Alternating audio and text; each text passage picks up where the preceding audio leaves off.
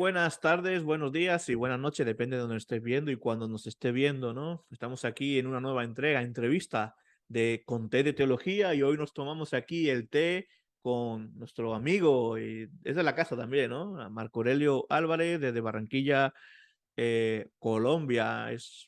Muchos le conocen como el presentador del espacio tan maravilloso de diálogos teológicos que están siendo tan buenos para, para la iglesia, ¿no? Una herramienta tan maravillosa en el que se hacen entrevistas como esta, ¿no? Prácticamente nosotros somos invitadores. Es un programa hermano, es un ministerio hermano y trabajamos juntos en esto, ¿no? Así que bueno, aquí estamos de nuevo en esta segunda entrevista y no podía ser otro que, como he dicho, reitero, Marco Aurelio Álvarez desde Barranquilla, Colombia. ¿Qué tal, Marco Aurelio? Bueno, Samuel, mil gracias por esta maravillosa y generosa invitación, porque bueno, como dices tú, ya esto somos de la casa, somos diálogos teológicos y conté de teología y encantado de participar en este espacio, saludando a todos los que nos ven, sea mañana, sea tarde o sea noche, como me gusta decir. Y bueno, en esta ocasión, pues se han invertido los papeles, normalmente es a ti a quien entrevisto, pero te doy gracias a ti y a tu iglesia por invertir los papeles el día de hoy. Entonces, bueno, a tus órdenes. Tenía ganas de estar, de invertir los papeles, no para que estés a mis órdenes, sino para entrevistarte, ¿no? Eres aquel que siempre hacen las preguntas. Yo creo que te han hecho alguna entrevista por ahí también. Ahí, por lo menos una o dos te han hecho, ¿no? Sí, un par de Y, entrevistas nada más. y es interesante, ¿no? Conocer quién hay detrás de todo esto, pero hoy, aparte de la primera pregunta, va a ser sobre ti, ¿no? Pero vamos a hablar sobre un tema muy interesante que te gusta a ti, que te interesa, que es un tema que nunca te han entrevistado antes y lo vamos a hacer aquí con T de Teología, es sobre economía y Biblia. Esto es algo wow, a muchos seguro que se le están encendiendo las antenas ahora mismo diciendo, wow, qué interesante economía y Biblia, qué maravilloso. Pero la primera pregunta, ¿no? Yo te conozco, tenemos una amistad ya hace bastante tiempo, pero la audiencia también, algunos no te conocerán, otros sí, pero ¿quién es Marco Aurelio Álvarez? Pero Marco Aurelio Álvarez es, primero que todo, un padre orgulloso de una hermosa hija de 7 años, María Lucía Álvarez Álvarez. En cuanto a mí, bueno, ¿qué te digo? Soy economista y soy abogado, pues enfocado al estudio del derecho penal. Y básicamente, pues en estos momentos, aparte de mi práctica laboral, pues me dedico a presentar un espacio que se llama Diálogos Teológicos, que es oficiado por la Iglesia Fuego en el Corazón en la ciudad de Barranquilla. Pues es un espacio, eh, digamos que orientado a la formación de los creyentes y a tener interacción y intercambiar opiniones con los demás hermanos. En eso, pues ya llevamos poco más de 2 años. Gracias a Dios hemos sido muy bendecidos en ese espacio. Y bueno, en esas cosas dedico mi tiempo. Bueno, es una, digamos, una pequeña ofrenda que hago para el Señor y bueno, en eso estamos. Un amante de la teoría económica, una de las cosas que me fascina, pues soy economista de base, y como te digo, pues en cuanto al derecho, enfocado al derecho penal, que bueno, no se dedica, como muchos creen, solamente a tratar con delincuentes. Es una de las cosas graciosas que a veces me preguntan. Bueno, sería otra interesante entrevista para el futuro, hablar del el ejercicio de la abogacía desde la Biblia o de derecho desde la Biblia sería interesante también, pero hoy el tema que nos trae aquí es la economía, otro de tus pasiones, ¿no? De tus formaciones en las que has pasado tiempo de tu vida pues formándote y enseñando a otros, ¿no? Y por eso creo que eres una de las personas indicadas para esta entrevista, ¿no? Y bueno, háblanos primeramente, la primera pregunta, vamos al grano, como Bueno, dicen por vamos acá. a ver. Ah, háblanos un concepto general de economía, porque muchas veces hablamos de economía, hablamos pensamos que la economía es el dinero, todo. Háblanos de un concepto general de economía.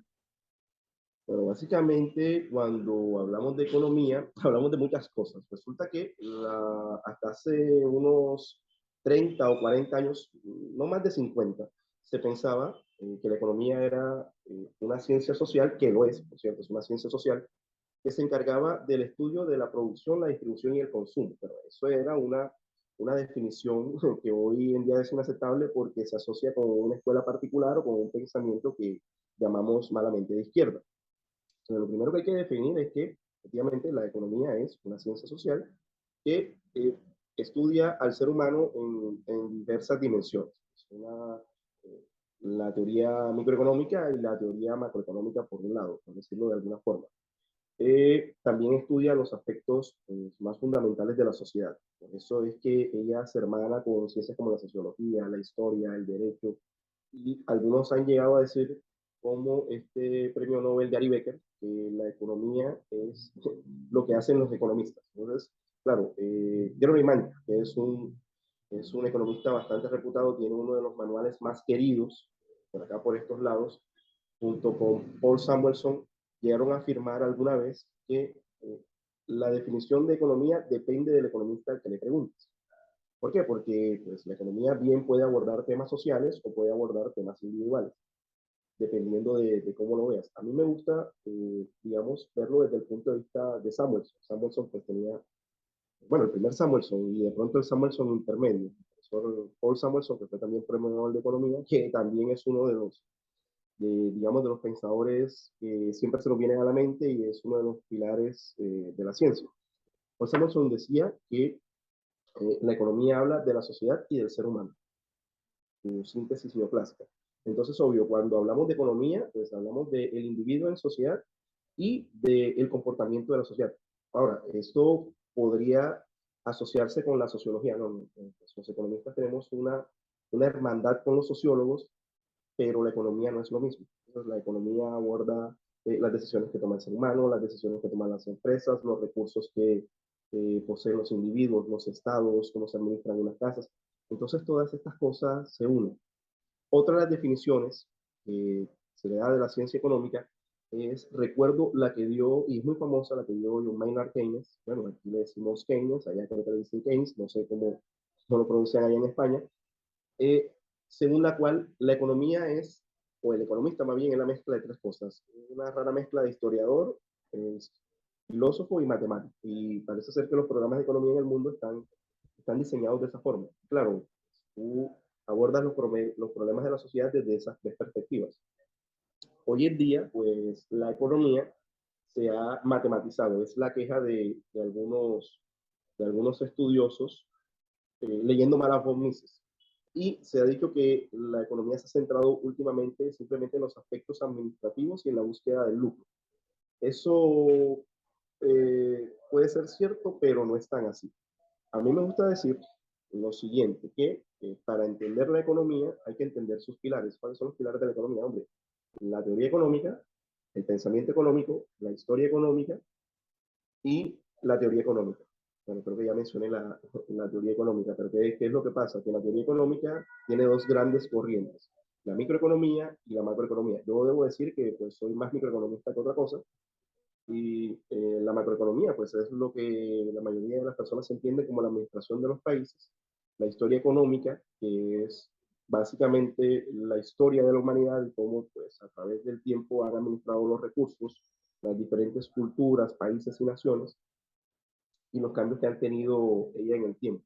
Y el pensamiento económico, pues la serie de ideas que recogen todo esto que te acabo de mencionar para plantear teorías acerca de cómo se administran las naciones, cómo se gestionan ciertas cosas dentro de las culturas y cómo toman decisiones los individuos.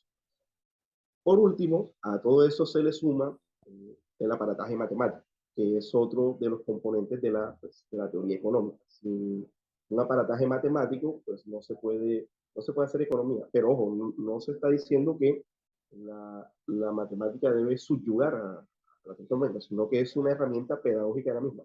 Por lo menos eso es lo que decía von Mises allá en un libro que se llama La acción humana.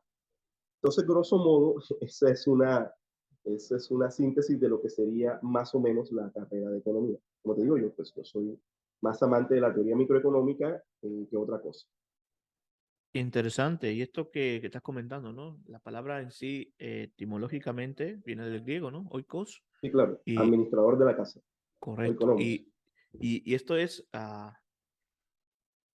una casa, puede ser nuestra casa, puede ser una región, puede ser una comunidad de vecinos, puede ser nuestra nación. Y obviamente, la pregunta que es del millón, ¿no? La pregunta con la que vamos a comenzar, ¿no? Sin entrar en conceptos más, digamos, más directos que vamos a entrar ahora, Y la economía tiene que ver con la Biblia. Hay economía en la Biblia, en esto quiere decir también en la creación, porque bueno, la Biblia nos habla también de la creación, que vamos a hablar después también del Edén, pero la pregunta que te voy a hacer más concretamente es, ¿hay economía en la Biblia? Sí, claro, claro. La Biblia de principio a fin, de Génesis al Apocalipsis, está cargada de economía. Desde la creación, que es lo que me preguntas, obviamente, porque en economía se habla de la gestión de los recursos. Cuando tú ves el primer capítulo del Génesis, se ha hablado de la economía de la creación, cómo el Señor va preparando todo para entregarle a su creación más querida, digamos, la tierra. Entonces, desde el Génesis nosotros estamos viendo la economía. Es más, a partir del capítulo 2 del Génesis vemos cómo Dios le entrega al hombre toda su creación con un propósito, el propósito de administrarla. Entonces, por eso le dice llenar la tierra y sojuzgarla. Sojuzgar es administrar, es establecer leyes, porque entre otras cosas la economía se encarga precisamente de establecer también leyes para la producción, la distribución y el consumo. Obviamente, cuando yo hablo de producción, distribución y consumo, los economistas, una corriente más reciente, liberal o neoliberal, estarán pensando que yo estoy utilizando un lenguaje algo vetusto, pero realmente sí se puede utilizar sin llegar a caer en extremos. Sí, cuando tú miras el Génesis, qué es lo que le ordena Dios al hombre? Que administre la tierra, que le ponga nombre a los animales, que la cultive, que la labre, que la guarde.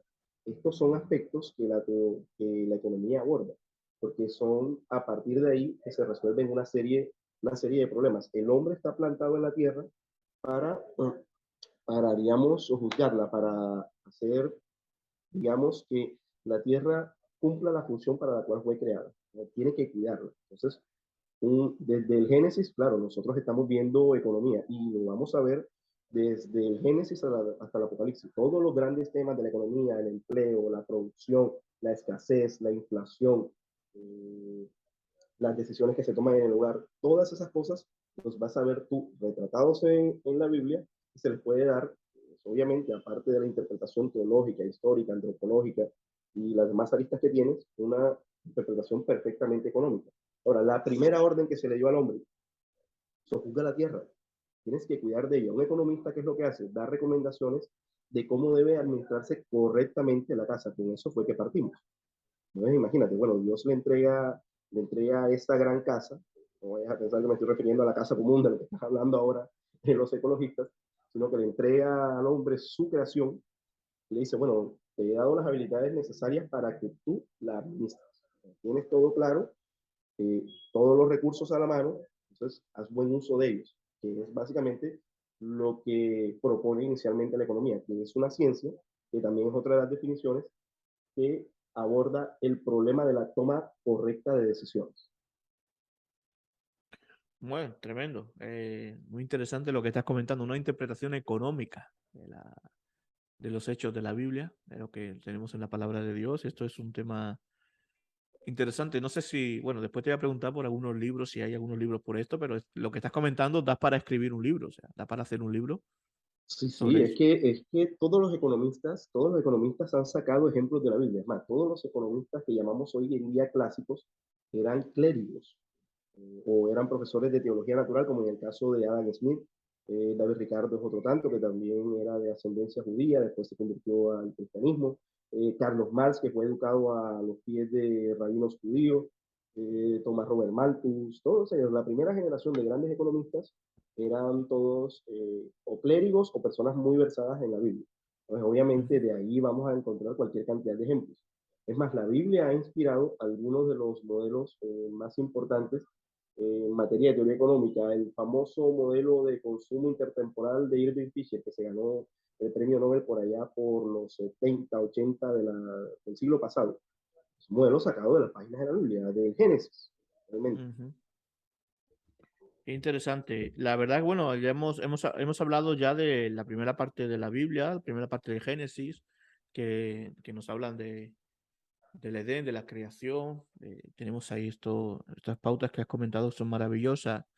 Y adentrándonos un poco, vamos a hacer un viaje a lo largo de la Biblia, ¿no? Porque alguno ha escuchado la interpretación económica de la Biblia o le puede sonar, uy, qué raro esto, le puede sonar incluso como hereje, como a alguno le sonó la frase la palabra metafísica, ¿no? ¿cierto? Entonces, esto es una anécdota que tenemos, que bueno, que te pasó que me has contado, ¿no? Pero no vamos a hablar de metafísica ahora. Quizás en algún programa, y quizás en algún programa en directo podamos hablar de esto. Pero bueno, la cuestión es, en la época de los patriarcas, hay economía, ¿no? Sobre todo, a ver, podemos hablar de Abraham, podemos hablar de Isaac, podemos hablar de Jacob, pero obviamente cuando pensamos en economía, cuando pensamos digamos, en sabiduría económica, obviamente se nos viene José en Egipto. O sea, para mí uno de los más... Si el concepto de economista de la Biblia, no sé por qué el primero que pienso es José. Háblanos un poco de esto, ¿no? Bueno, economía vemos, ¿no? Pero ese episodio de José, ¿qué nos enseña económicamente o cómo puede aplicar esto en nuestra vida, ¿no?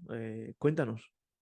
Bueno, imagínate que sí, cuando se habla de economistas, sin lugar a dudas, uno piensa en José porque efectivamente aborda mucho el tema.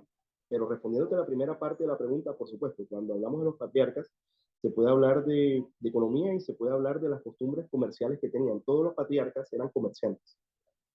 Abraham, Isaac, Jacob, tenían por costumbre comerciar. Y si te das cuenta, la gran parte del Génesis, desde el capítulo 12, bueno, podríamos hablar desde el capítulo 6 hasta el capítulo más o menos 32, gira en torno a dos problemas fundamentales, al problema de la tierra y al problema que tienen los pastores. ¿Cuál es el problema que tienen los pastores? Los ganados.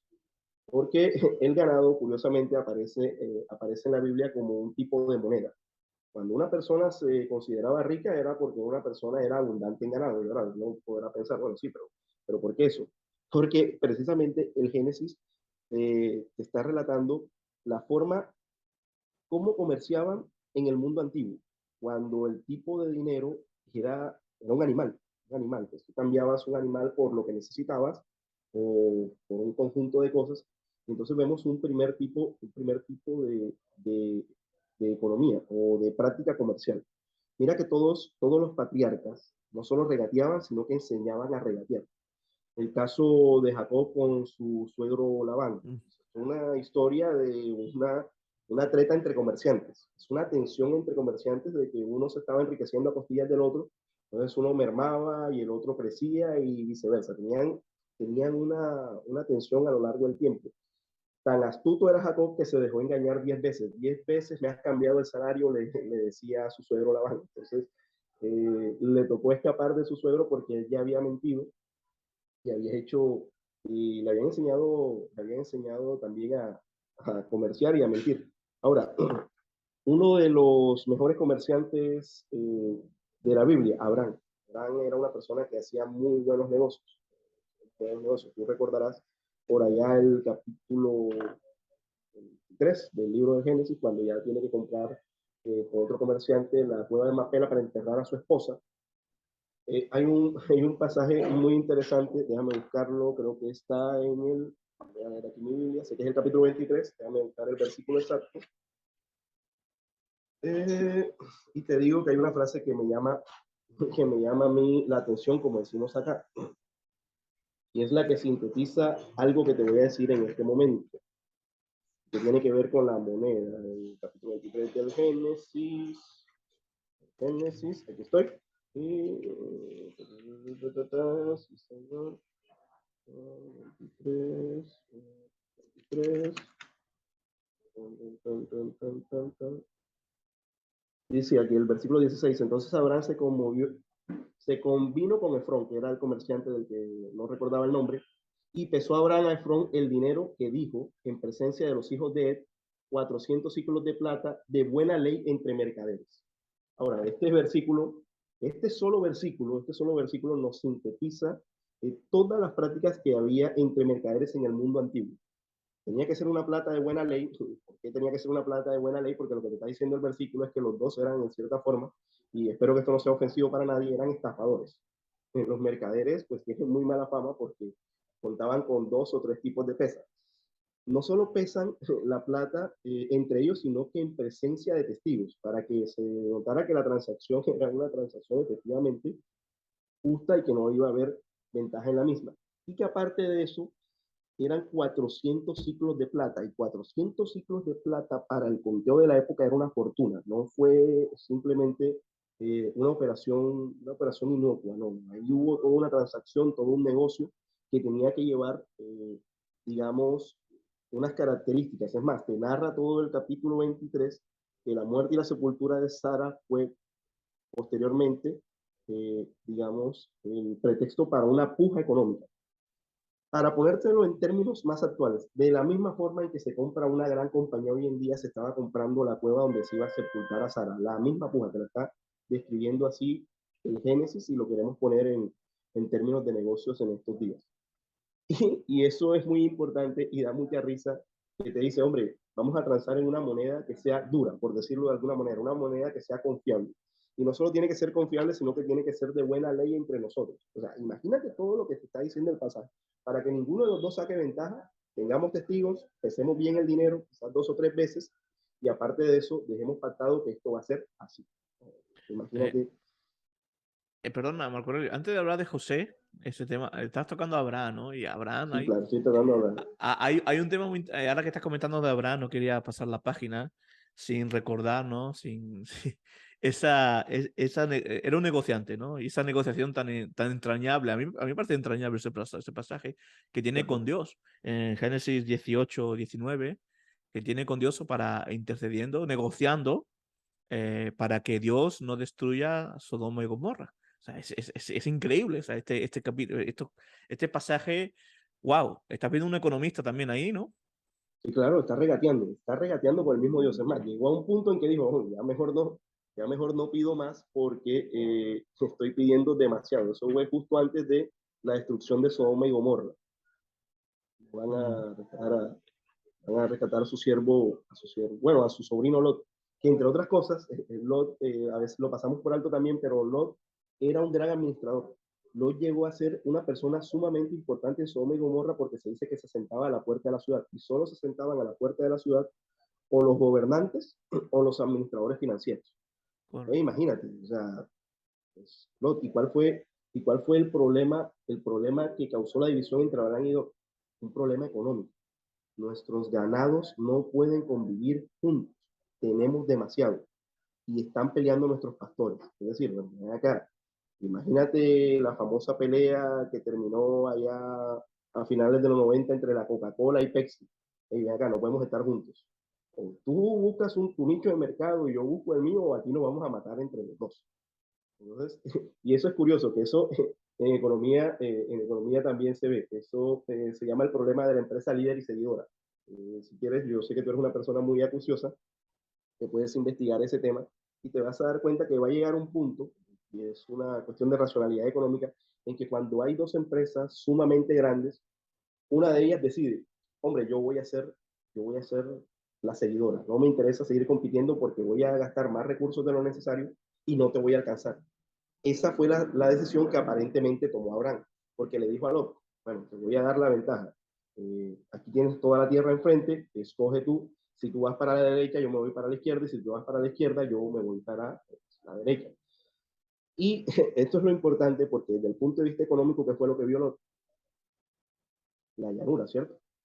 Claro, dijo, ven acá, verdes pastos, una gran ciudad, eh, tierra para mis ganados, por allá. Ese es el terreno ventajoso. Entonces lo que tomó Lot ahí fue una decisión económica.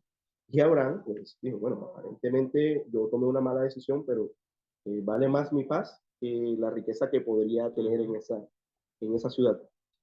Y es interesante porque Sodoma y Gomorra uno la recuerda por Lot, pero realmente se ve mucho más atrás en el Génesis. Más atrás en el Génesis. De hecho, es una ciudad que eh, surge de los descendientes de Caín. Descendientes de Caín. Recordarás que los descendientes de Caín fueron los primeros hombres que edificaron ciudades. Una ciudad, pues, es edificada por descendientes y eso es una cuestión que también aborda la economía, porque una ciudad se edifica con recursos. Es más, cuando lees el relato de la Torre de Babel, y aquí pues lo tengo también anotado, eh, te das cuenta que ahí había un problema económico. Y, y hay una descripción muy interesante en el capítulo 11, aquí lo tengo anotado, el versículo 3, te lo voy a leer, y se dijeron unos a otros, vamos y hagamos ladrillo y cosámoslo a fuego. Y les sirvió el ladrillo en lugar de piedra y el asfalto en lugar de mesa. Ahora, tú me estarás preguntando, ¿y eso qué tiene que ver con economía? Pues es la síntesis de cómo se construía en medio de la escasez. Bueno, cada pueblo administra los recursos que tiene. Te está diciendo que estos tipos lo que tenían era básicamente barro y agua. Y es la descripción de, digamos, del Medio Oriente. Y lo curioso es que te dice, bueno, le sirvió en lugar de piedra. ¿Por qué? Porque obviamente quien escribía aquí, pues quien relata, para los creyentes por lo menos, es Moisés. Y en Egipto, ¿qué había? Había material y había piedra. En, en el lugar donde se erige Babel, sería la Mesopotamia, más o menos en esas inmediaciones de la península arábiga, la parte suroeste, si mal no recuerdo, no existen los recursos que existían en Egipto. Te recomiendo que veas, porque sé que te va a interesar mucho la exposición que tiene la profesora Eva Tobalina acerca de la historia de Babel y de Egipto. Te vas a dar cuenta que este versículo te está sintetizando no solo los recursos que tenían, sino cómo los empleaban. ¿Sabes? La economía también te habla de ese evento. Y perdóname que esté retrocediendo, pero otro de los problemas que hay desde el Génesis, el capítulo 4 del Génesis, es el problema que existe entre dos concepciones económicas, Caín y Abel. Caín era un labrador y Abel era un pastor. Esto va a ser una tensión económica a lo largo de prácticamente toda la historia de la humanidad hasta bien entrado el siglo XVIII, como tú bien recordarás, porque el historiador eres tú. El problema entre los que poseen tierra y los que comercian. Es una cuestión que surge ahí. Bueno, ahora sí vuelvo otra vez a Abraham, después llegó Isaac, que también aprendió a comerciar y a mentir igual que mintió Abraham. Esto no quiero que sea ofensivo, pero es así. Y con Jacob llegamos prácticamente a la cúspide. Y de Jacob, pues terminamos obviamente en José, que era vendido por sus hermanos. Le voy a hablar de la tragedia y de por qué lo vendieron, que también fue un problema bastante grave, sino básicamente del episodio final de José en Egipto. Bueno, a José lo vemos como una persona sumamente virtuosa, sin lugar a dudas. Es un hombre que ha sido llamado justo, es uno de los pocos hombres que ha sido llamado justos en la Biblia. Pero si analizamos, digamos, la forma como administró José a Egipto hoy en día, serían políticas terribles, terribles completamente. ¿Por qué? Porque José enriquece a Egipto a costa del hambre de los pueblos de los alrededores. Claro, José es lo que llamaríamos hoy en día un especulador. ¿Qué es un especulador desde el punto de vista económico? Hombre, una persona que cuenta con información privilegiada, ya tenía información sobre el sueño, se aprovecha de esa información y saca ventaja.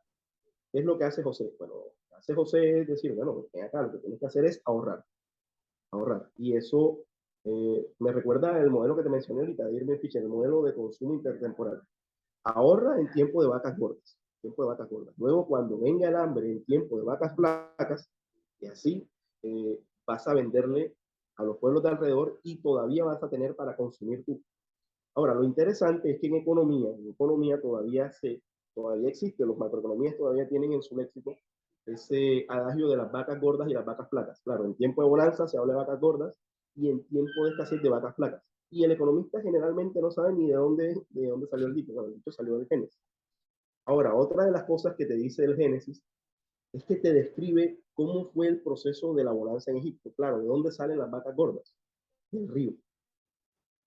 El río Nilo es el que irriga toda la tierra de Egipto y el que le da su fuerza económica. Claro, va a haber un tiempo en que el río se va a crecer, va a fertilizar esto mucho, pero cuidado, al finalizar de los 7 años el río se va a disminuir y entonces lo que vas a experimentar es una gran sequía y si tú no te aprovisionas va a haber hambre. ¿Por qué? Porque la sequía impide los cultivos. Mira, es toda una cadena de eventos. Recuerdo en estos momentos a un economista que le llamaban loco porque decía que los ciclos económicos dependían de las manchas solares. Ahora se me escapa el nombre de él, pero ya lo recordaré. Y básicamente no era tan loco porque mira que el problema de la escasez y posteriormente el auge de Egipto va a ser producto de una sequía. Bueno, llegó el tiempo de las vacas flacas. José se trae a sus hermanos y uno se centra en la historia de José y los hermanos, pero las medidas económicas que pone en funcionamiento son terribles. Bueno, primero, acapara todo lo que encuentra. Luego vende a precio de gallina engordada. Y cuando se acrecentó el hambre, que fue durante la segunda mitad del evento, faltando ya casi 3 años, la cuestión de los 3 años es muy simbólica, entonces dice, bueno, ven acá, vamos a empezar a vender la comida. ¿Eso que genera? Inflación. La comida se vendía muy cara. Mira, estamos hablando de un problema inflacionario. No había recursos. La comida se vende a unos precios astronómicos y la gente se quedó sin dinero. Y después de que se quedó sin dinero, ¿qué dice la gente? Bueno, ya no tenemos dinero, vamos a venderte el ganado. Listo, véndame el ganado. Los vicios se quedan con el ganado. Bueno, ya no tenemos ganado, ¿qué te vendemos ahora? Vendamos las tierras. Mira, aumentó el tamaño del imperio Egipto, o lo que nosotros llamaríamos hoy en día imperio, que no es precisamente el término que se va a usar, pero para que se entienda, creo que podemos utilizar el término imperio. Luego de que se queda con las tierras de los habitantes, no solo de Egipto, sino de algunos pueblos vecinos, él les dice, bueno, ya no nos queda dinero, no nos queda ganado, no nos quedan tierras. Lo que te podemos vender es nuestra fuerza laboral. Vamos a ser tus esclavos. Ahora, la esclavitud no se veía en aquellos tiempos como se ve o se vio a finales del siglo XVII, que de eso podemos hablar más adelante. Pero vamos a venderte nuestra fuerza de trabajo, vamos a ser tus siervos, tus esclavos. Entonces, Egipto se llenó de esclavos. ¿Pero por qué? Por las medidas económicas de José. Ahora, otra de las cosas que te dice el relato es que José funda un banco. Digamos que el primer banco que aparece en la Biblia lo funda José. Y de eso hablaría Hannah Arendt en un libro muy interesante que se llama Los orígenes del totalitarismo. Entonces, mira todo lo que hace José. Luego de que acapara, funda un banco, se apropia de las tierras de alrededor, convierte a las personas libres en súbditas, les edifica una ciudad. Tú dirás, ¿y eso por qué es importante? Porque al ser el faraón el dueño de las ciudades que le había edificado para sus siervos, ellos tenían que pagarle, según el relato del Génesis, un quinto de su producción. O sea, dime si eso no es exactamente lo que ocurre hoy en día. Sí, tal cual. Mira todos los problemas que le causó a José y a su familia el hecho de que haya obrado de esa forma. Se hicieron despreciables a los ojos de los egipcios. Por eso es que se dice que subió al trono un faraón que no conocía a José. Ahora, otra de las cosas que da mucha risa y que tiene que ver con la economía, porque antes se llamaba economía política, precisamente por eso, porque administraba asuntos políticos, es que con los únicos que no pudo acabar José, adivina con quién fue, con los burócratas. Mm. Porque se dice que los sacerdotes, que eran los burócratas de la época, si seguimos pues el lenguaje que utilizaba,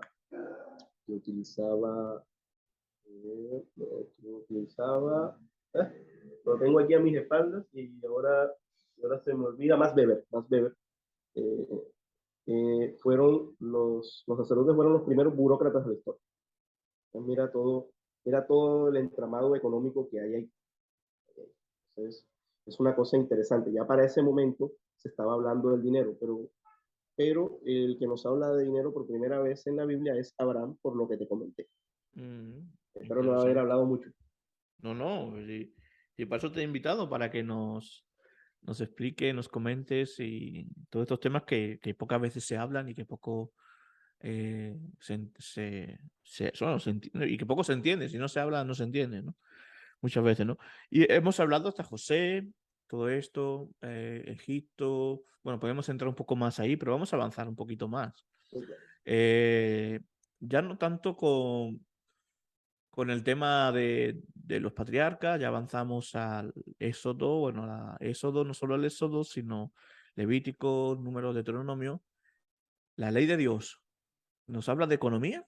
¿Tenemos Por economía, supuesto, la ley de Dios? por supuesto, de cabo a rabo, porque es que la ley de Dios te habla de cómo administrar el dinero, de cómo administrar las finanzas.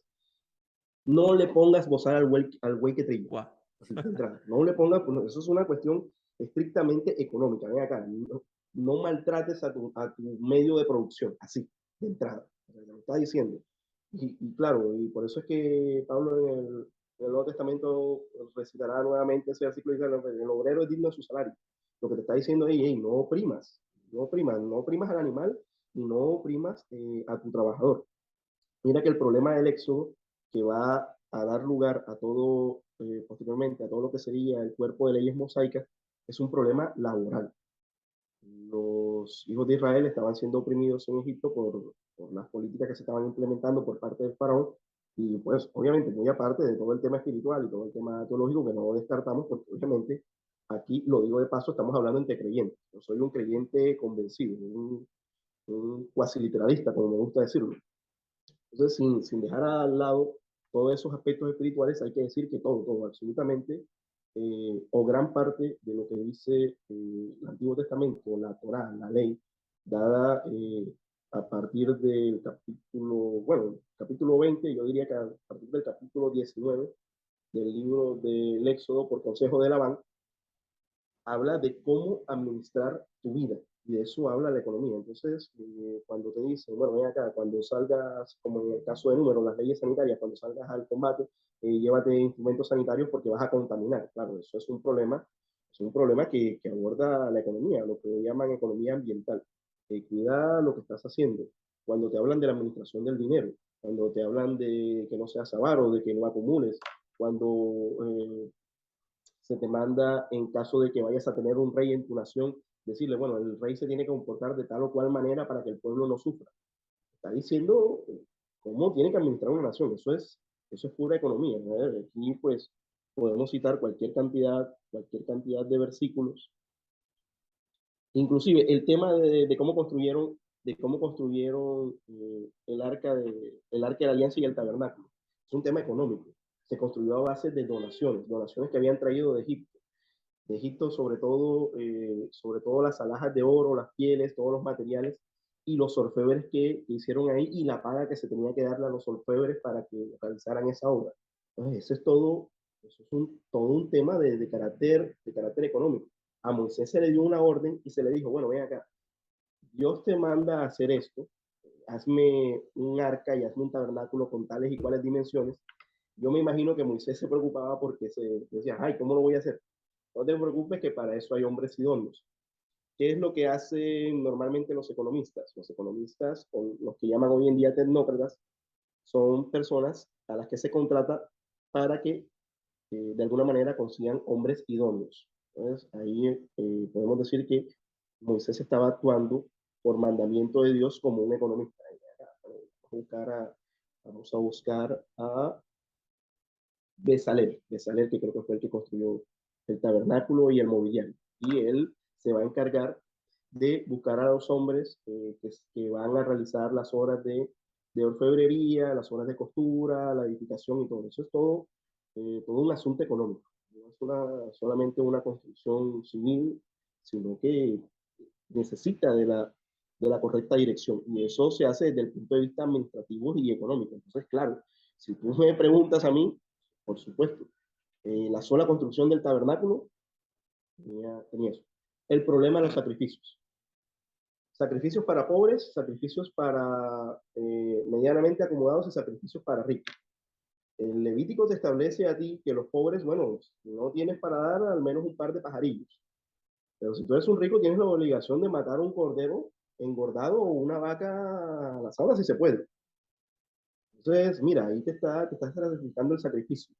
Claro, porque no le pesa lo mismo, lo que se buscaba era la equidad, que el peso sea el mismo. Claro, el mismo esfuerzo que hace un rico o debería hacer un rico para sacrificar una vaca engordada o un cordero de primera, es el mismo sufrimiento que padece un pobre para ofrecer al menos dos pajarillos.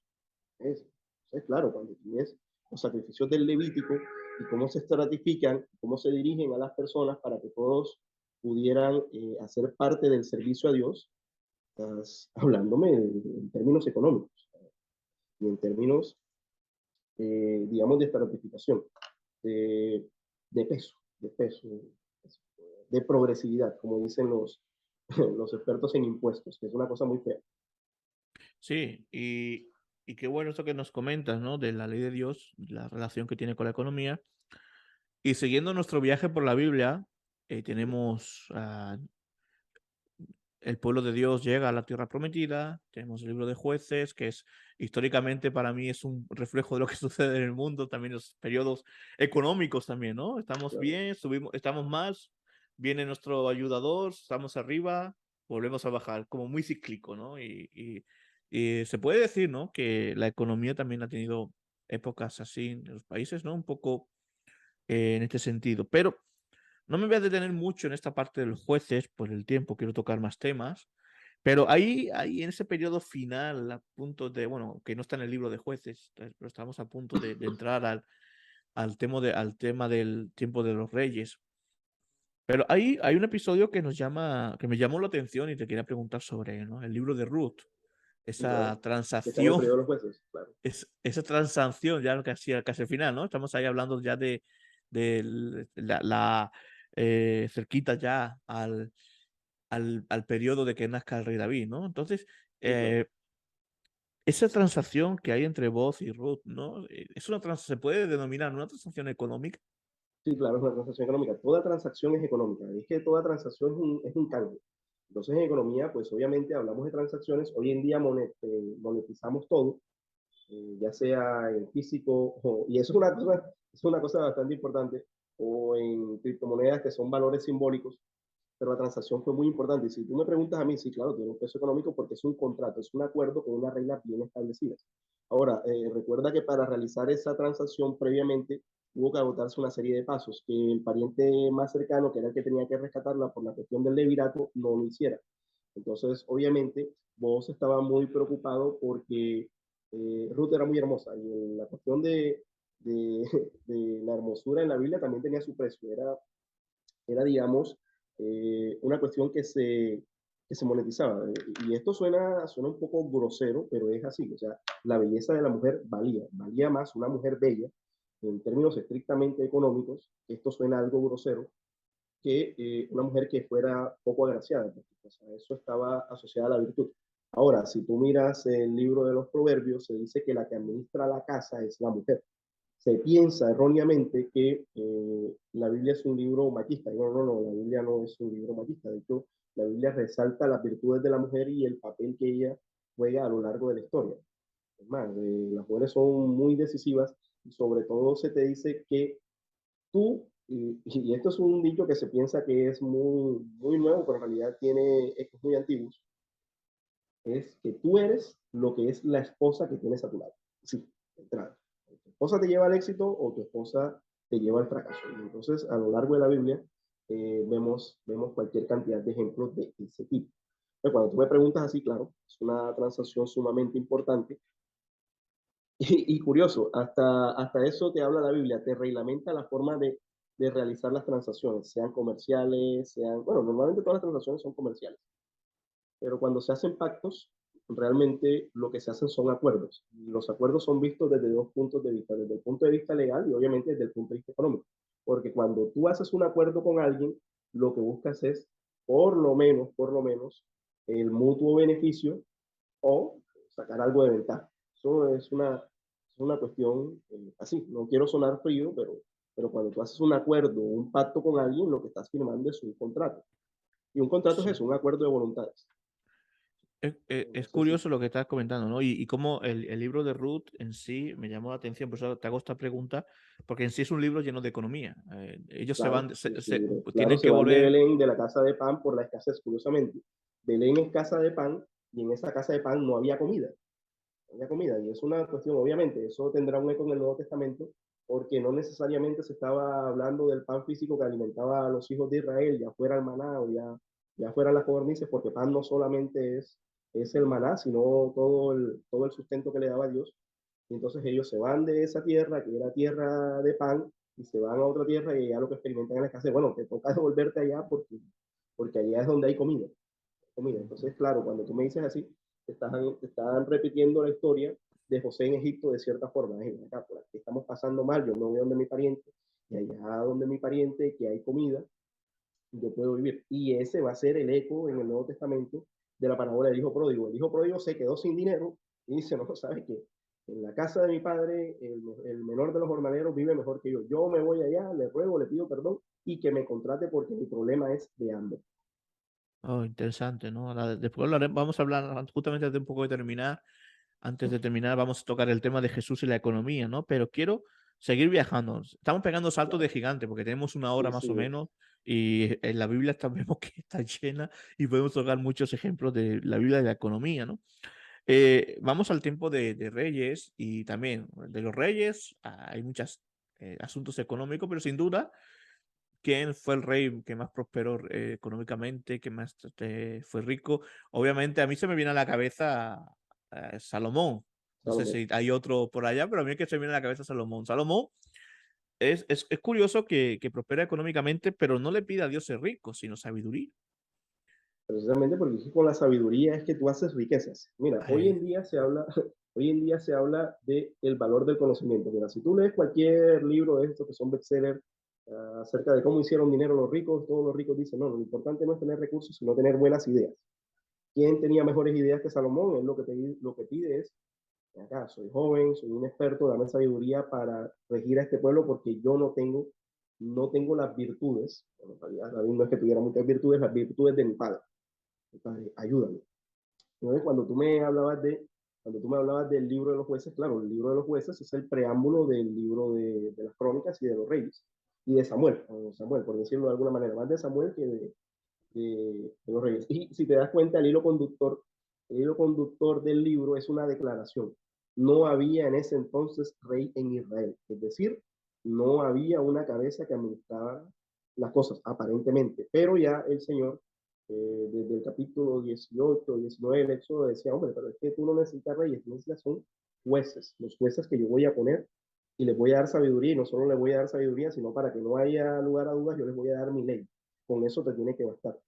Y curiosamente, cuando llegan a la tierra prometida, en tiempos posteriores a Josué, ahí mismo llegando Josué a la tierra prometida, Josué les tiene que decir, bueno, cojan ustedes a quién van a servir, pero en mi casa y yo vamos a servir al Señor. O sea, ya entrando a la tierra prometida ya se querían olvidar una vez más de Dios.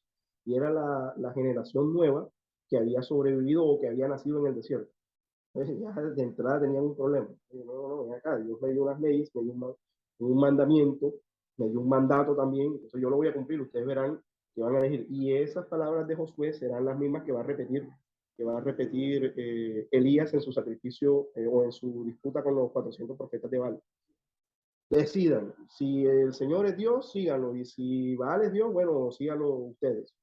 Y vamos a decirlo así. Entonces él está haciendo eco de las palabras de Josué, perdón. Y claro, eso es un tema bastante económico porque, bueno, Dios había establecido los parámetros de cómo se iba a repartir la tierra. Y el reparto de la tierra es importante. ¿Por qué? Porque tú repartes la tierra de forma equitativa. Al que tiene más, se le da más, como dice la Biblia, y de ahí es donde viene realmente esa interpretación. Al que tiene, se le dará más. Y al que no tiene, lo poco que tiene, se le quitará y se le dará a otro. ¿Por qué? Porque es que tienes tan poco que va a morir contigo. Entonces eso es lo que dice realmente el pasaje, no es esa interpretación perversa que dice, no, no, pero es que se le va a dar más al que acumula. No, no, no. Jesús estaba citando básicamente el reparto de la tierra, lo que establece el Deuteronomio y posteriormente el reparto del libro de Josué. Por eso es que te está ujú, diciendo, claro, el que tiene, pues dale, porque es que es el que lo está necesitando. ujú. Vamos a pegar un salto. Uh -huh. Nos vamos a la época que te gusta mucho, época de romanos, de griegos y romanos, que no es lo mismo, que no es lo Un mismo salto griego que astronómico, romano. un salto no es lo mismo, sí. Sí, no es lo mismo. Entonces, vamos a la época, precisamente, ¿no? No tanto en la Biblia escrito, pues, en nuestra Biblia canónica, ¿no? Porque nosotros decimos, bueno, no me gusta el término de muchos que usan la época del silencio. Para mí fue cuando Dios obró más en el sentido de preparar todo, como este juego de trono que hubo, que hay economía Uh -huh. seguramente, Bueno, para claro. que viniera el Mesías, para que el Evangelio pudiera correr por todo el Mediterráneo. Entonces, la pregunta que te quiero hacer, Marco es, en esta época del segundo templo, en esta época, es necesario, o sea, bueno, el que hay economía, seguro, porque estamos viendo que en todo hay economía, pero es necesario entender la economía, los movimientos económicos de la época de estos 400 años, fíjate, 400 años, muchos años, para entender la llegada del Mesías, o sea, Sí, para claro que preparar. hay que entenderlo. Sí, claro, hay que entenderlo porque ahí vas a encontrar el origen de las tensiones en las tensiones en tiempo de Jesús, sobre todo en la época del Segundo Templo, bueno, no se menciona quizás en los libros que estamos acostumbrados a leer en la Reina Valera, pero aquí Ujú, por lo menos que me citan los deuterocanónicos, que tengo siempre mi Biblia de Jerusalén a la mano, está mucho, ¿verdad? La tensión que genera la entrada del mundo griego.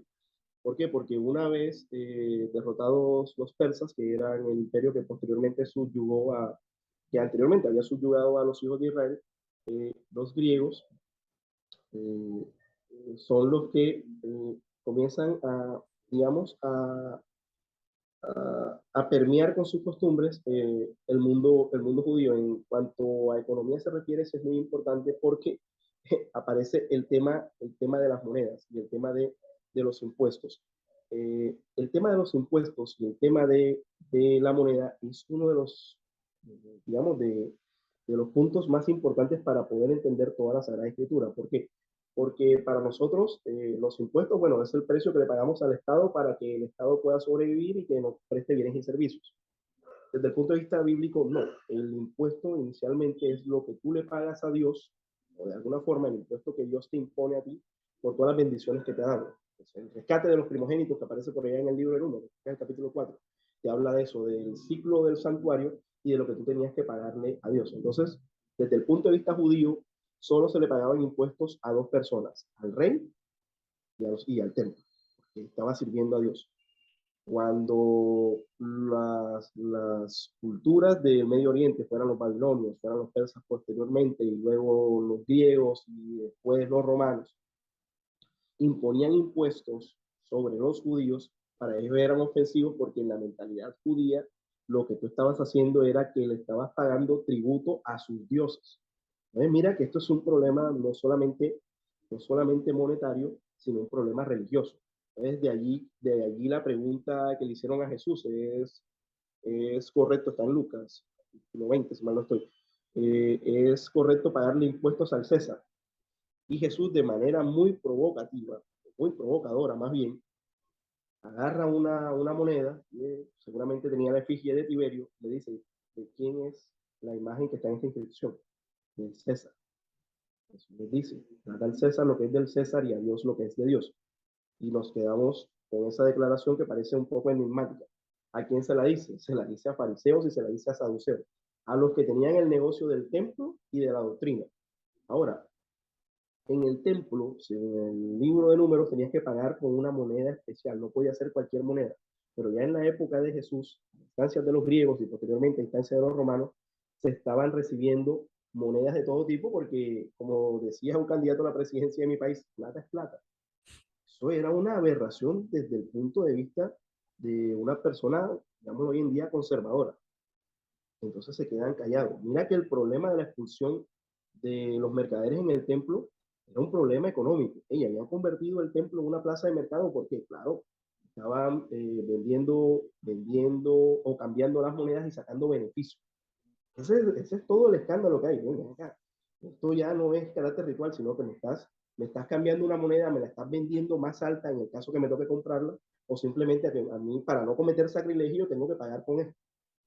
Entonces, lo que le dice a Jesús, bueno, ven acá, aceptas esta moneda y estás violando el mandamiento. Decirle eso a un maestro de la ley o decirle eso a un saduceo, eso es para que se vayan a los golpes. Está diciendo, está diciendo hereje, ladrón, corrupto y lo que tú quieras con esa sola declaración. Ahora, nos toca devolvernos al Deuteronomio, cuando se habla, bueno, y darás del dinero, eso está en el capítulo 14, por todo lo que deseas, por vacas, por ganados, por cosas para poder sacrificar.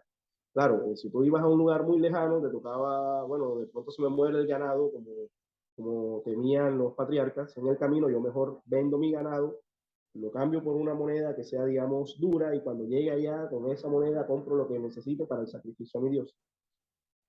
Pero tenía que ser algo específico. Entonces Jesús con esas declaraciones les está recordando todo ese asunto monetario. Y si tú me vas a seguir preguntando economía en tiempos de Jesús y en tiempos del segundo templo, yo diría que un tercio del Evangelio te habla de asuntos económicos. Las parábolas de Jesús sí. todas tienen ecos económicos. La semilla de mostaza es una cuestión económica. El dar al 100 por 1, eso es un asunto económico que está retrotrayéndonos al éxodo cuando se le está dando la ley a los hombres, dicen, bueno, unos serán de 100, unos serán de 1000, unos serán de 10.000. Está excitando el éxodo.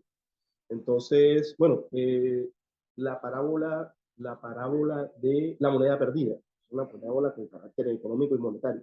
Eh, la parábola que es la que da origen al presupuesto, no recuerdo ahora, creo que está en Lucas, si mal no estoy, que le dice, bueno, quien va a construir una torre no se sienta primero a ver si tiene lo suficiente para terminarla antes de empezar la obra. Ese es el ABC del presupuesto. Eso en Sí, términos económicos es, mira cuánto tienes y qué puedes hacer con ello. La embajada, si el tipo viene a ti con 10.000 y tú tienes 5.000, mira si con eso lo puedes enfrentar y si no, mándale una carta y ponte de acuerdo con él. Pues es una cuestión de carácter económico. Y si te vas a las cartas de Pablo, todavía peor. La carta de Judas, que es una carta que te habla de, digamos, las perversiones en las que cayeron los amantes del dinero, porque vendían el evangelio por lucro. Entonces, si te lo digo. Y si llegamos al Apocalipsis, el Apocalipsis es el libro de la Biblia que mejor me describe una crisis económica, los cuatro jinetes del Apocalipsis, la muerte, el hambre, la peste, la escasez. Mira, si tú los lees así, te está diciendo el Apocalipsis cómo inicia una crisis y en qué termina. Empieza con la escasez y termina con la muerte. Es claro, todo, ahí ves en los cuatro jinetes del Apocalipsis con detalle qué es lo que trae la crisis, trae el hambre, trae la pestilencia, trae la guerra. Entonces, sí, tal cual, eso es una descripción, si lo quieres en esos términos, que sigue estando vigente. qué maravilloso, ¿no? Y algo que has comentado, ¿no? Las parábolas de Jesús sobre todo me impresionan, ¿no? Hay un montón de economía y todos los temas de la iglesia, hasta el Apocalipsis. La parábola de los talentos. Sí, hemos llegado al final del viaje y casi al final de nuestra entrevista, ¿no? Con todo esto te agradezco porque tenía varias preguntas, pero prácticamente en una forma muy panorámica me has contestado las preguntas que tenía. Entonces, prácticamente está casi la entrevista terminada en el tiempo que esperábamos, que hay muchas preguntas más, obviamente, ¿no? Eh, Te voy a hacer la última pregunta. Lastimosamente va a ser una respuesta corta, no tenemos mucho tiempo ya, pero después de ver este viaje panorámico en la Biblia, después de ver la economía, también el Nuevo Testamento, cómo Jesús enseña, cómo la iglesia practicaba esta economía, ¿no? La última pregunta es, ¿cómo podemos aplicar una economía acorde a las escrituras? Porque se habla muchas veces de cada uno tira para su casa, ¿no? Es que socialismo, que comunismo, que capitalismo dentro del liberal, neoliberal. ¿Cómo podemos aplicar una economía acorde a las escrituras? Y si te quieres mojar, tu opinión de cuál es la correcta. Bueno, eso te voy a contestar de esta forma. Depende. Si estás en tu casa, la mejor forma de aplicar la Biblia en tu casa es tomar las decisiones tal y cual te dice la Biblia. Ahorrar, trabajar, dar. Eso es los tres consejos que da la Biblia. Ahorra, pues, de lo que trabajas.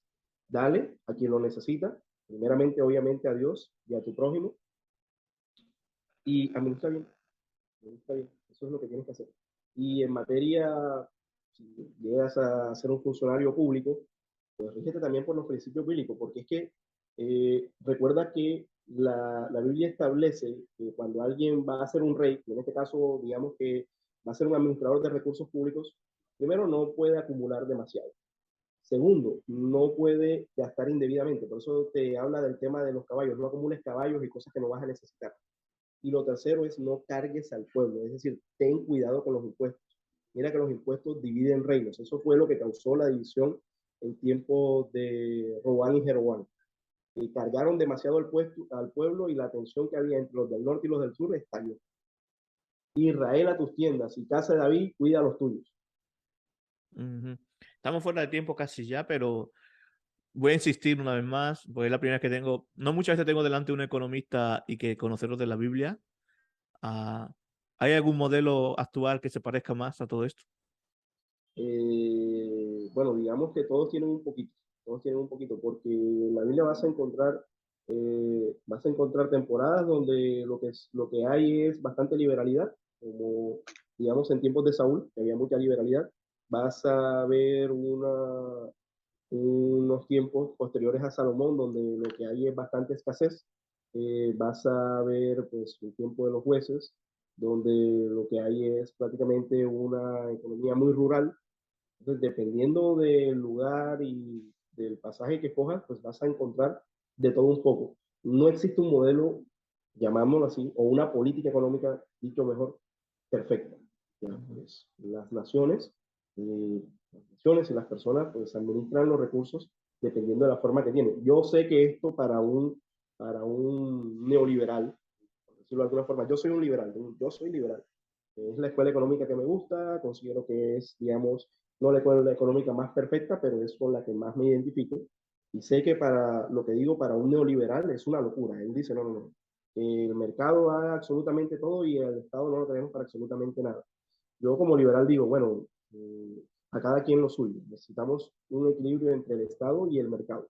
Ya, los extremos son peligrosos y viciosos. Entonces, obviamente, no me caso con el comunismo porque ni siquiera el mismo Marx y mucho menos Lenin y lo que le siguieron después creyeron en eso. Así la gente quiere decir, es más, le resulta un poco ofensivo a la gente cuando yo hablo de esto, y sobre todo algunos que son marxistas, pero ya que nosotros estamos en confesiones y que nos conocemos desde hace mucho tiempo, tú sabes que yo soy un marxista arrepentido. Entonces, ya sí, yo sí todavía cargo con todas las obras de Lenin y de Marx aquí. Entonces, de eso quizás podríamos hablar en alguna ocasión. Pero yo digo que el justo medio, para mí, esto no tiene que ser regla de vida, lo establece el liberalismo. ¿Y por qué lo establece el liberalismo? Hombre, porque no se va a los extremos. Tenemos Estado y tenemos mercado. Si tenemos un buen Estado y un buen mercado, pues la economía florece. Y eso, si me preguntas a mí, sí lo vemos en las páginas de la Sagrada Escritura. O sea, en el justo medio, que el reino se enriquezca demasiado y que el pueblo pues, pueda progresar con los recursos que tiene, que se administre bien. Es lo que yo pienso. Bueno, estamos fuera de tiempo ya, pero no puedo terminar sin que nos recomiendes algunos libros. Si, si te acuerdas de algún libro que nos pueda recomendar sobre economía o sobre economía y Biblia, sobre todo interesante, o sobre economía. Libros que te Bueno, haya... bueno, sobre economía y Biblia, mis manuales más queridos, obviamente el manual de Paul Samuelson, cualquiera de sus ediciones, yo recomiendo las ediciones intermedias, es decir, las que se publicaron entre mediados de los 90 y comienzos del 2000. Recomiendo el libro de Gregory Mankiw, que es un manual básico, que es Principios de Economía. Recomiendo el libro de microeconomía de Hal Varian, que es un libro pues, bastante interesante. No recomendaría ningún manual avanzado de microeconomía, eso realmente no lo recomendaría. De Max Weber recomendaría sin lugar a dudas Economía y Sociedad, sobre todo la primera parte, y un libro que a mí me encantó mucho sobre historia de la economía, que es Vida y Doctrina de los Grandes Economistas de Robert L. Hellbronner. Son pues unos libros muy caros para mí que yo siempre recomiendo, sobre todo si quieres introducirte en el mundo de la economía. Por ahí en España hay un autor que se hizo mucha fama, te lo recomiendo porque, bueno, no es que esté de acuerdo con él en todos sus puntos, pero sí debo reconocer que me agrada mucho y explica muy bien que es Jesús Huerta de Soto. Claro, Jesús Huerta de Soto es lo que llaman equivocadamente un neoliberal. Él no se declara neoliberal, él se declara libertad. Pero creo que los libros que acabo de recomendar para introducirse en el mundo de la economía, por lo menos para tener una visión panorámica de ella, son fundamentales. Pues qué excelente, Marco Aurelio, qué excelente. Yo no soy experto en economía, tenía ganas de hacerte, ni sé de mucho de economía. La verdad que para mí es un campo que me gusta, pero sé poco, lo poco que sé me gusta, pero gracias por enseñarnos más. Para añadir un libro que me ayudó mucho, que me cambió el contexto de la economía, es El de el Thomas Manual Sowell. de Economía Básica de Thomas Sowell. Es un libro que yo tengo aquí arriba, por aquí, que es maravilloso de cómo la economía no es, hay que piensa que la economía es solo matemáticas, ¿no? O dinero, y hay muchas cosas, ¿no? Que aprender. Y bueno, se nos acabó el tiempo, y más, no hemos pasado de tiempo y quiero pedir perdón y agradecer si has aguantado más de una hora aquí, porque primeramente a Marco Aurelio por estar con nosotros aquí comentándonos No, el tema yo de la economía. te agradezco a ti, Samuel, por brindarme este privilegio. Me hubiera encantado todavía hablar muchísimo más. Hay una serie de temas. Gracias por cumplirme de alguna forma este sueño de hablar de una de las cosas que, digamos que es la que más me fascina y de la que menos me preguntan. Pues hoy tuvimos pues un vuelo de pájaro, un panorama, digamos, muy amplio, pero quizás en alguna otra ocasión vamos a abordar Seguro, algún economista, alguna obra, seguro. algún libro en particular y cómo aborda la economía en ese periodo. Para mí sería fascinante. Como te digo, Samuel, gracias. De nada, y bueno, ha sido para mí un privilegio entrevistarte a ti. Y sé que este tema era interesante e importante para ti, también por eso. Yo si tengo que entrevistar a Marco Aurelio, mi amigo Marco Aurelio, va a ser sobre economía. Ha sido una masterclass para todos nosotros. Muchas gracias por esto y seguramente tendremos más entrevistas con Marco Aurelio y relacionado con la economía también, ¿no? Entonces, quedar atento ahí, ya nos despedimos, que estén bien. Hoy, recuerda, hemos tomado este té de teología con Marco Aurelio y hemos hablado de economía, Biblia y teología. Así que sigue adelante, síguenos, sigue también el programa de Marco Aurelio, Diálogos Teológicos, que es un programa hermano, y vamos avanzando con todo esto, ¿no? Así que Dios te bendiga y que pase un buen tiempo. Chao.